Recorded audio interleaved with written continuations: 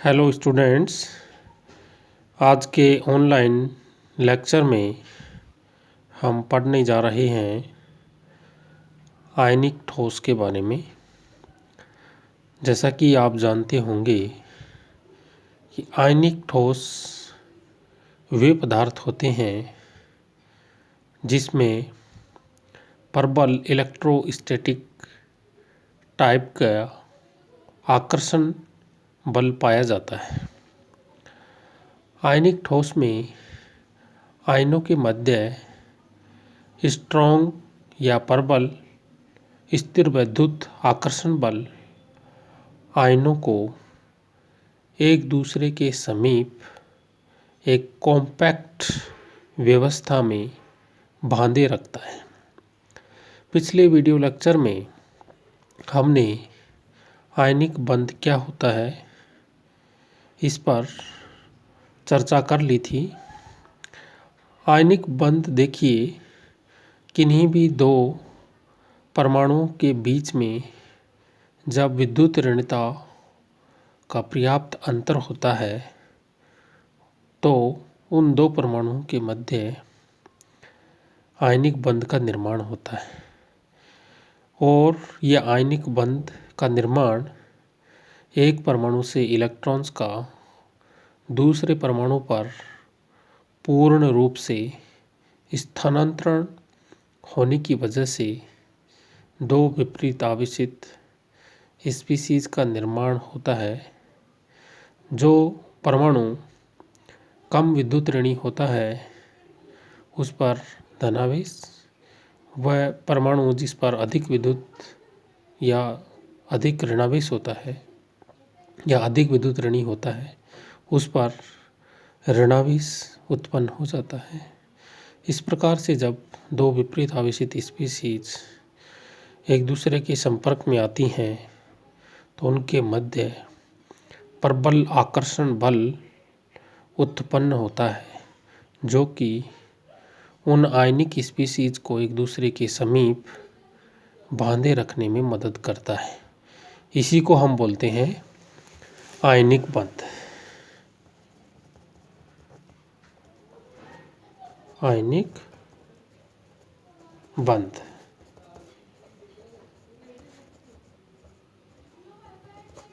Okay. देखिए, जब हमने ए और बी परमाणुओं को एक दूसरे के समीप लेकर के आए, जब हम दो परमाणु ए और बी को एक दूसरे को समीप लेकर के आई, सपोज करिए इसकी इलेक्ट्रोनेगेटिविटी ज़्यादा है इसकी बी की इलेक्ट्रोनेगेटिविटी की, तो ये क्या करता है, इसके जो इलेक्ट्रॉन्स हैं उसको ये अपनी तरफ आकर्षित कर लेता है, जिसके फलस्वरूप ए पे नेगेटिव चार्ज और बी पे क्या होता है, पॉजिटिव चार्ज जनरेट हो जाता है। तो इस प्रकार से जब विपरीत आवेशित स्पीशीज एक दूसरे के समीप होंगी तो इसमें क्या हो जाता है, एक प्रबल स्थिर वैद्युत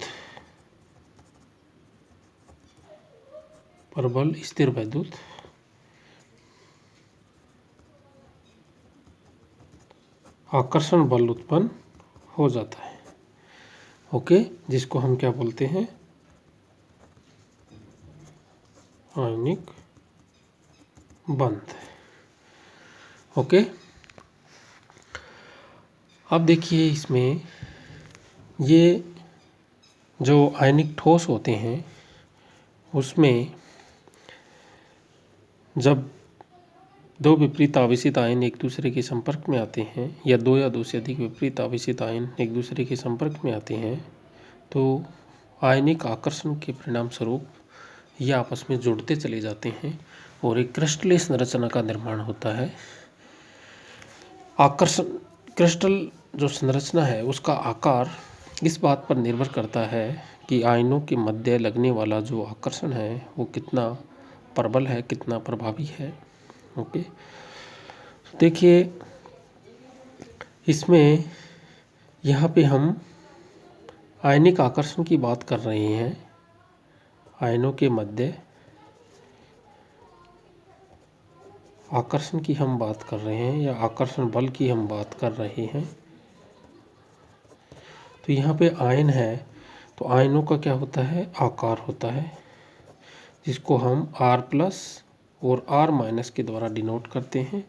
अगर धनायन है तो उसको हम R+ कहेंगे, और अगर ऋणायन है तो उसको R- कहेंगे। ओके, तो देखिए एक होता है, एक टर्म होता है समन्वय संख्या। समन्वय संख्या, जिसको हम बोलते हैं कोऑर्डिनेशन नंबर। ये क्या होता है कोऑर्डिनेशन नंबर? कोऑर्डिनेशन नंबर का तात्पर्य ये होता है कि जब किसी क्रिस्टलीय स्ट्रक्चर में या किसी आयनिक सॉलिड में एक प्रकार के आयन अपने चारों ओर विपरीत आवेशित आयनों से घिरे हुए होते हैं, तो ऐसी व्यवस्था में एक प्रकार के आयन जितनी संख्या में विपरीत आवेशित आयनों से घिरे हुए होते हैं, वह संख्या उसकी या उस आयन की समन्वय संख्या कहलाती है। ओके, तो देखिए सपोज करिए ये कोई धनायन है, इसके चारों ओर अगर 4 ऋणायन व्यवस्थित हैं,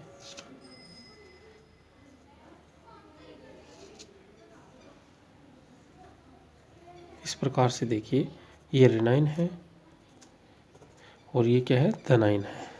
तो देखिए इस धनायन की उपसंयोजक संख्या कितनी होगी, 4 होगी। कोऑर्डिनेशन नंबर कितनी होगी, 4 होगी, क्योंकि अपने चारों ओर ये कितने ऋणायनों से घिरा हुआ है, 4 ऋणायनों से घिरा हुआ है। ओके, अब देखिए ये जो उपसंयोजक संख्या है, इसका निर्धारण इन आयनिक आकार से हो रहा है। अगर हम धनायन व ऋणायन का आकार में परिवर्तन करते हैं तो जो उपसंयोजक संख्या है, कोऑर्डिनेशन नंबर है, वो भी परिवर्तित हो जाती है। देखिए किस प्रकार से परिवर्तित होगी। सपोज करिए हम धनायन का आकार बढ़ा रहे हैं, तो देखिए पहली स्ट्रक्चर ये है, ये स्ट्रक्चर को हम A कह दें, तो B स्ट्रक्चर में हम धनायन का आकार बढ़ाएंगे। तो देखिए धनायन का आकार इतना बड़ा कर दिया है, ऋणायन का आकार हम कांस्टेंट रखेंगे। तो देखिए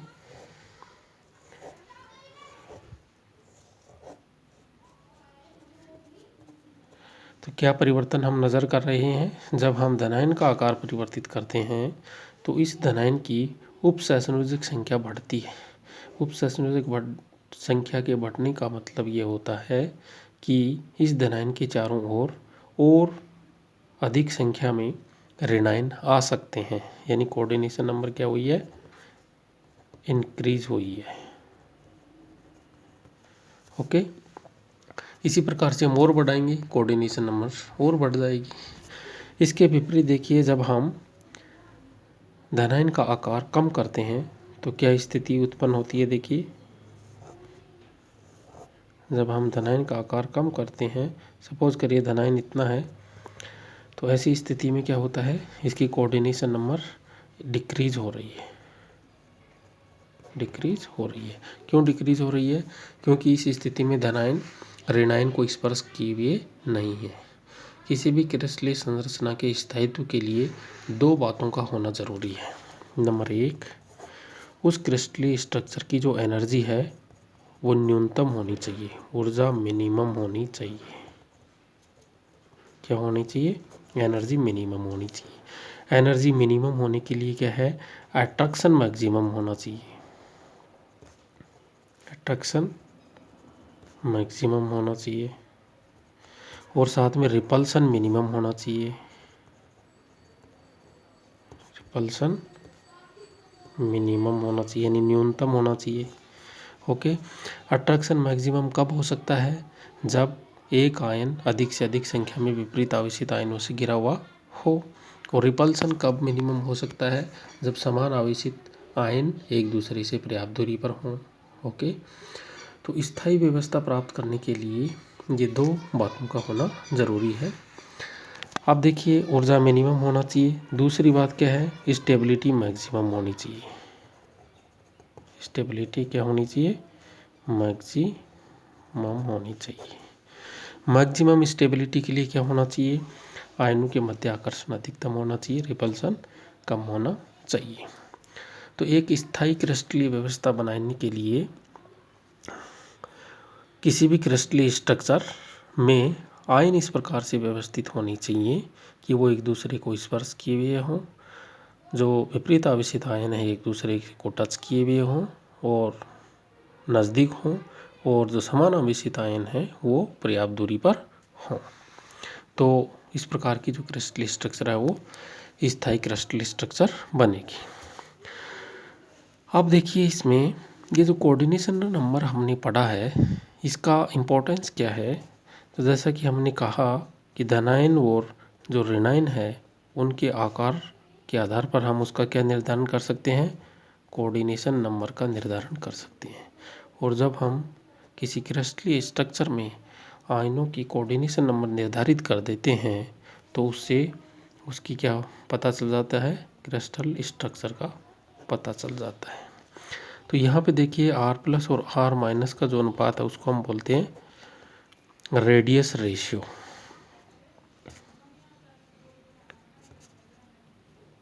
रेडियस रेशियो इसका मतलब होता है त्रिज्या अनुपात।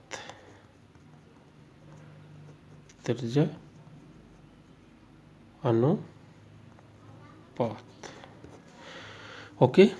तो यहाँ पे देखिए त्रिज्या अनुपात हम इस स्ट्रक्चर में भी त्रिज्या अनुपात निकाल सकते हैं, इसमें भी निकाल सकते हैं, इसमें भी निकाल सकते हैं, लेकिन हमें वो त्रिज्या अनुपात चाहिए जिसमें कोई भी क्रिस्टलीय स्ट्रक्चर क्या हो, अधिकतम स्थायी क्रिस्टलीय स्ट्रक्चर हो। तो उस स्थिति में आयनों के धनायन और ऋणायन की त्रिज्याओं का जो अनुपात है उसको हम बोलते हैं लिमिटिंग रेडियस रेशियो। क्या बोलते हैं, लिमिटिंग रेडियस रेशियो, जिसको हम RR से डिनोट करते हैं। विभिन्न प्रकार की क्रिस्टलीय स्ट्रक्चर्स के लिए हम लिमिटिंग रेडियस रेशियो का मान कैलकुलेट करेंगे। देखिए अगर किसी क्रिस्टलीय स्ट्रक्चर में धनायन व ऋणायन का आकार बता दिया जाए, यानी धनायन की त्रिज्या और ऋणायन की त्रिज्या बता दी जाए, तो उसकी मदद से हम क्या निकाल सकते हैं, रेडियस रेशियो निकाल सकते हैं। इस रेडियस रेशियो की मदद से हम क्या निकाल सकते हैं, कोऑर्डिनेशन नंबर हम डिसाइड कर सकते हैं, और कोऑर्डिनेशन नंबर के आधार पर हम उसकी स्ट्रक्चर निर्धारित कर सकते हैं। यानी रेडियस रेशियो या लिमिटिंग रेडियस रेशियो का महत्व क्या हुआ कि इसकी मदद से हम कोऑर्डिनेशन नंबर पता कर सकते हैं, और कोऑर्डिनेशन नंबर पता होने पर हम किसी भी क्रिस्टल की स्ट्रक्चर का निर्धारण कर सकते हैं। इसलिए जो सीमांत त्रिज्या अनुपात नियम है उसकी मदद से हम किसी भी क्रिस्टल की स्ट्रक्चर का निर्धारण कर सकते हैं। ये बात क्लियर हो गई। अब देखिए हम जो सीमांत त्रिज्या अनुपात है विभिन्न प्रकार की जो क्रिस्टल स्ट्रक्चर है उनके लिए हम किस प्रकार से ज्ञात करते हैं। तो देखिए सबसे पहले हम अगर लिमिटिंग रेडियस रेशियो का मान लेस देन 0.155 हो, तब उस स्थिति में उसकी कोऑर्डिनेशन नंबर कितनी होती है, 2 होती है, और इसकी जो स्ट्रक्चर है वो क्या होगी, लीनियर। और जब रेडियस रेशियो का मान 0.155 से 0.225 होगा, कोऑर्डिनेशन नंबर 3 हो जाएगी, स्ट्रक्चर क्या बन जाएगी, ट्राइगोनल, त्रिकोणीय। जब लिमिटिंग रेडियस रेशियो का मान 0.225 से 0.414 होगा तब कोऑर्डिनेशन नंबर 4 हो जाएगी, और स्ट्रक्चर क्या हो जाएगी, टेट्राहेड्रल, ओके।